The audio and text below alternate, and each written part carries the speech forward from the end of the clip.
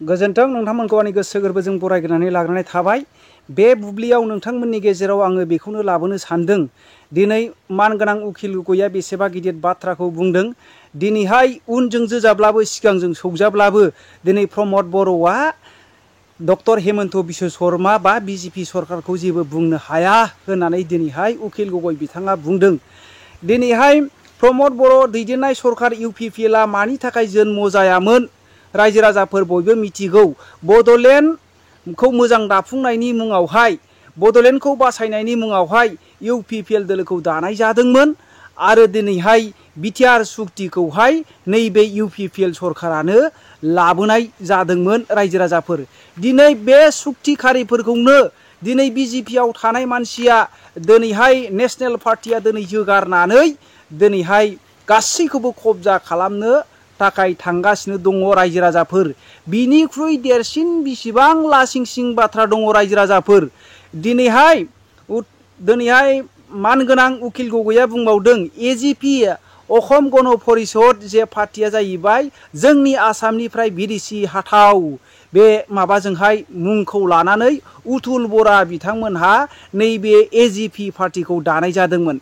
नाथाय नैबे गेजेर खन्द'आवहाय सरकाराव फैनो थाखाय पावाराव फैनो थाखाय बिथांमोनहा मित्रजोट बा लोगो खौसेयैहाय एलायन्सि हिसाबै नैबे आसाम सरकारखौ दानाय जादोंमोन। दिनैहाय बिजेपिआ स्ट्रं जानायनि गेजेरजोंहाय दिनै डक्टर हेमन्त बिश्व शर्माया गासैखौबो किक आउट खालामजोबनो आखायाव लानाय जाबाय। दिनै डक्टर हेमन्त बिश्व शर्माया बुंदों जोङो दिनै पन्चायत इलेक्सन जानो थांगासिनो दङ, जोङो बाहाय माब्लाबाबो रावखौबो जोङो कनसिडारेसन होनाय नङा आरो रावजोंबो जोङो एलायन्स जानानै गेलेनाय नङा होननानै डक्टर हेमन्त बिश्व शर्माया ससियेल मिडियानि गेजेरजों आरो गासै कनभेनसननि आरो मोनसे मेलानि गेजेरजों बिथांनि बुंनायखौ जोङो मिथिनो मोन्दों रायजो राजाफोर।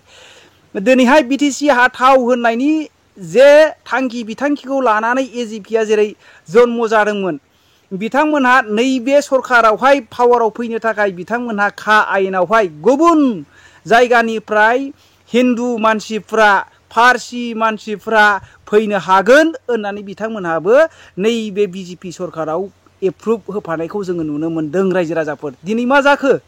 गाव गावनि गासै थांखि बिथांखिखौनो दिनै नागारनानै जोंनि बिटिसिआवबो दिनैहाय बर' दैदेनगिरिफोरनि गेजेरावहाय खौसेथि गैयैयावहाय दिनै मा जानो थांखो रायजो राजाफोर? दिनै इउपिपिएलजों आरो दिनैहाय बिपिएफजों सरकार दायोब्ला एथबां पावारावहाय दिनैहाय नैबे बिजेपि सरकारा बा बिजेपि हान्जाया जोंनि बिटिसिखौ माब्लाबाबो बेबायदि दम होनो हानाय आरो खिबुजों जोनो हानाय सिगांजों सौनो हानाय बे केपासिटि आरो पावार फांसना माब्लाबाबो जानाय नङामोन। दिनै बेबायदि खाबुखौ सोर होनाय जाखो? प्रमद बर', इउजि ब्रह्म मानगोनां बिथांमोनहानो जायगा होनाय जादोंना जायाखै नोंथांमोनहा कमेन्ट खालामहर रायजो राजाफोर। दिनैहाय बिथांमोनखौ किक आउट खालामनो सिगां बाथ्रायाव जों माब्लाबो मित्रजोट गेलेथारनाय नङा होननानै दिनै बुंजाब्लाबो बिथांमोनहा माब्लाबाबो दिनै ससियेल मिडियानि गेजेरजोंहाय दिनै बिथांखौ रिप्लाइ होनो हायाखै आरो मोनसेबो गिदिर बाहाजाजों बिथांमोनहा गोदोना देरगानाय बाथ्राजों माब्लाबाबो रावखौबो इउपिपिएलनि हान्जानि मानसिफोरखौ जोङो बुंनायखौ नुनो मोनाखै। मानो होनोब्ला बिथांमोना दिनै गार्दिखौ गियो। दिनै जुदि दिनैनि गेजेरावहाय जुदि इउपिपिएल आरो बिपिएफनि गेजेराव मित्रजोट जानानै बिथांमोनहा गेलेयोब्ला जोंनि बिटिसिखौ बासायनो हागोन। जेरैहाय थगायजानानै बिजेपिजों थगायजानानै दिनैहाय जोंनि बिटिसिनि पावार फांसनखौ 40टानि गेजेराव 26टा पावारखौ ओरैनो लांफिनजोब्बाय। दिनैहाय खंख्ला जेबायदि पावार फांसनखौ धंस खालामबाय।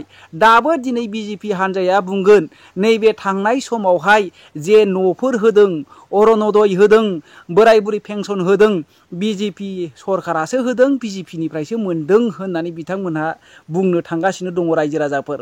नोंथांमोनहा नट खालामनानै ला बे बाथ्राया सैथो नंगौना नङा आरो नोंथांमोनहा कमेन्ट खालामहर रायजो राजाफोर। नैबे मानगोनां उखिल गगै बिथां बुंनायनि बाथ्राया दिनै हेमन्त बिश्व शर्माया बुंदों खानाफारानि गोजौआवहाय जे थानाय, नोंथांमोननो बे भिडिअ क्लिपखौबो आं होनाय जागोन, मेघालय सरकारा मोनसे इउनिभारसिटि गायसननायनि गेजेरजोंहाय दिनैहाय जोंनि माबाया गुवाहाटिया एसे अखा हाब्लानो दिनै दोबैनो हमदों।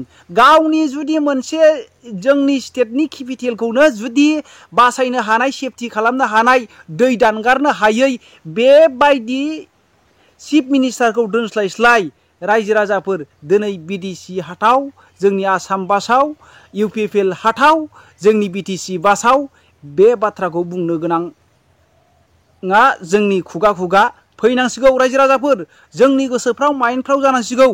मानो होनोब्ला दिनै इउपिपिएल हाथाव मानि थाखाय बुंदों 26टा पावारखौ मानो हरखो? मानसिफ्रा पावार लाबोयोसो दिनै बिथांमोनहा बुङो सेन्ट्रेलनिफ्राय डाइरेक्ट फान्ड लाबोनो माब्लाबाबो हाया।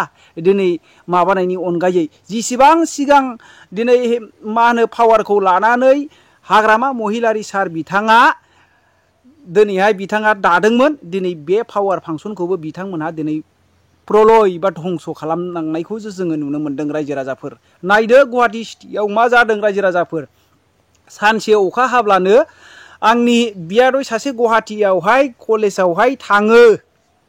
रायजो राजाफोर बिसोरो स्कुला गदों कलेजा 3टायावनो दै लामाया गारि सालायजायै फैजायैनि जुनैहाय मोनानि 9टायावसो न'आव सफैदों। रायजो राजाफोर बेबायदिनि आखायाव जुदि सासन होबाय थायोब्ला जुदि बिजेपिखौ जोंनि बिटिसि आरो आसामाव वेलकाम बा बिथांमोननो जायगा होबाय थायोब्ला जोङो दुखुनि अनगायै जेबो मोननाय नङा। फिसा बिजनेस बिदिनो जोङो नुनो मोन्दों। बयलार लाबोनो हायै, मोसौ होनानै लाबोनो हायै, अमा लाबोनो हायै, गय फायखारि खालामनो हायै बेबायदि जोङो मोनफ्रोमबो बिथिङावहाय दिनै बिजेपिया फिसा बिजनेस खालामग्राफोरखौहाय सिनस्रि गाफायनानै गावसोर देरगानायखौल' जोङो बेखौ नुनो मोन्दों। रायजो राजाफोर बे आंनि बुंनाया सैथो नंगौना नङा नोंथांमोनहा कमेन्ट खालामहर। नोंथांमोनहा नैबे भिडिअ मोननै क्लिपखौ नायलांदो। गुवाहाटि सिटिया मा जानो थांगासिनो दङ, जोंनि आसामा धंस जानो थांगासिनो दङ आरो मान गोनां उकिल गगैया मा बुंदों।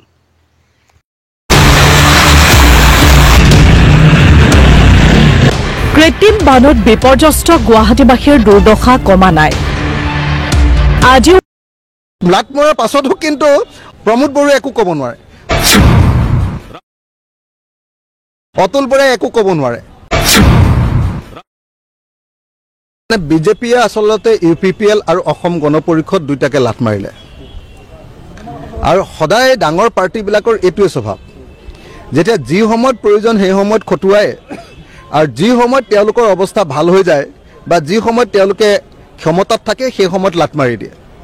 এতিয়া আচৰিত কথা যে একেটা সময়তে ইউপিপিএল আৰু বিজেপিয়ে একেটা সময়তে আপোনালোকৰ বিটিচি প্ৰশাসনটো চলাই আছে। এতিয়া যেতিয়া ইলেকশ্যন আহিলে হঠাতে কৈ দিলে যে আমি ইউপিপিএলৰ লগত ইলেকশ্যন নেখেলোঁ, কেলে গোটেই বিটিএডি এলেকাত ইউপিপিএলক খেদি লৈ তাত বিজেপিৰ মানে সংগঠন কৰিব লাগে। এইটোৱে হ'ল বিজেপি দলৰ নীতি, এইটোৱে হ'ল তেওঁলোকৰ মিত্ৰতাৰ ধৰ্মৰ প্ৰতি থকা তেওঁলোকৰ অশ্ৰদ্ধা। আনহাতে অসম গণ পৰিষদক কৈ দিলে ইতিমধ্যে যে অসম গণ পৰিষদৰ লগত তেওঁলোকে পঞ্চায়ত নিৰ্বাচন একেলগতে নেখেলে। বেচেৰাহঁতে ইমানকৈ চাওকচোন, গোটেই অসম গণ পৰিষদটো জন্ম হৈছিলে বিদেশী খেদিবৰ কাৰণে। অসম গণ পৰিষদে বিজেপিৰ লগত থাকিবৰ কাৰণে বেচেৰাহঁতে আনকি কাকো সমৰ্থন কৰি দিলে। কাৰ পক্ষত বিদেশী আনিব লাগে বুলি যিখন আইন, সেই আইনখনৰ পক্ষত আনকি ভোট দি দিলে। বেচেৰাহঁতে গোটেই নিজৰ আদৰ্শ, নিজৰ আঞ্চলিকতাবাদ, নিজৰ জাতীয়তাবাদ, অতুল বৰা, কেশৱ মহন্ত সকলোৱে পৰিত্যাগ কৰি দিলে। পৰিত্যাগ কৰি দিয়াৰ পাছত এতিয়া হঠাতে বিজেপিয়ে কৈ দিলে, যেতিয়া ক্ষমতা পূৰা শক্তিশালী হৈ আছে তেওঁলোকে, তেতিয়া বিজেপিয়ে কৈ দিলে যে নাই আমি পঞ্চায়ত নিৰ্বাচন অসম গণ পৰিষদৰ লগত নেখেলোঁ। গতিকে অসম গণ পৰিষদ আৰু ইউপিপিএল দুইটা দলকে এনেকৈ লাট মাৰিছে বিজেপিয়ে, আৰু সেই লাট মৰাৰ পাছতো কিন্তু অতুল বৰাই একো ক'ব নোৱাৰে, প্ৰমোদ বড়োৱে একো ক'ব নোৱাৰে। বৰং মই আপোনালোকক কৈছোঁ যে যেতিয়া লাটটো খাই আছে নহয়, লাটটো খাই থাকোঁতে অতুল বৰাই ভাবি আছে যে বৰ ধুনীয়া লাট দিছে দেই, মোক আৰু এটা লাট দিয়া হ'লে ভাল আছিলে। এনেকুৱা ধৰণৰ হৈ আছে পৰিস্থিতি।